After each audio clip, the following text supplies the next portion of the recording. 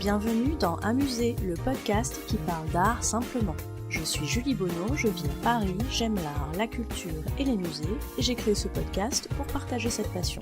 L'objectif d'Amuser, c'est de raconter l'art autrement, de raconter l'art de manière ludique et décalée, de ressentir l'art sans trop l'intellectualiser.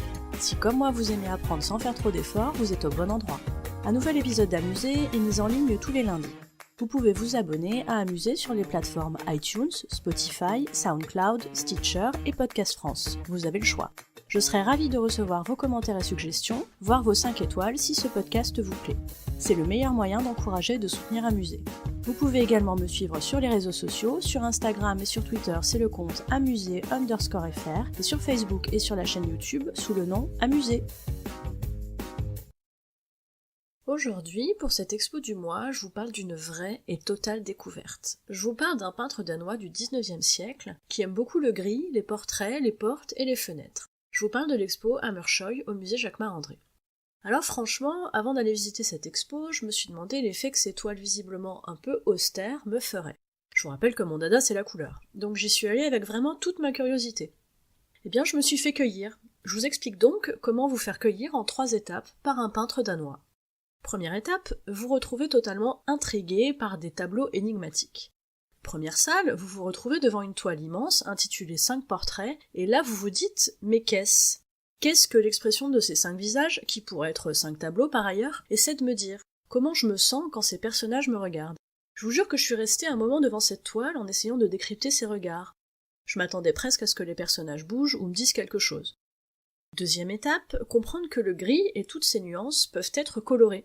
Je vous cache pas qu'Hammershøi, c'est vraiment 50 nuances de gris, mais en fait, j'ai découvert qu'on peut faire une toile hyper expressive avec seulement du gris. La révélation, ça marche en fait. Troisième étape, explorez votre côté taiseux.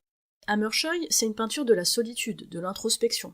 Ce sont des toiles qui vous renvoient à l'intérieur de vous-même. Si vous aimez les ambiances Vermeer ou Hopper, vous serez probablement client ou cliente d'Hammershøi.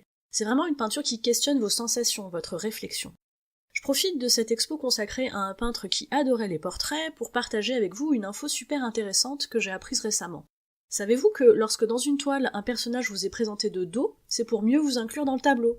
En fait, vous pourrez pas vous empêcher de vous identifier à ce personnage de dos. Faites attention maintenant quand vous verrez ça dans une expo. Je voulais aussi vous parler de ce tableau qui m'a fasciné, celui qui représente une femme penchée à une fenêtre donnant sur une cour.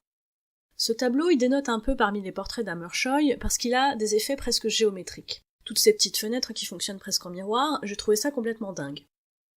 Pour finir, je suis sortie avec un goût de trop peu, ce qui est triste, certes, mais plutôt bon signe en fait. Hammershøi, à voir au musée Jacquemart-André jusqu'au 22 juillet, allez donc vous faire cueillir par cet intrigant danois. Vous trouverez dans les notes de cet épisode des références intéressantes en lien avec le sujet traité. N'hésitez pas à me faire part de vos commentaires sur Amuser. Si vous souhaitez encourager ou soutenir ce podcast, ou simplement dire que vous l'appréciez, n'hésitez pas à lui mettre une bonne note sur les plateformes d'écoute. Non seulement les bonnes notes ça fait plaisir et c'est encourageant, mais ça permet en plus de faire connaître Amuser. Merci à vous!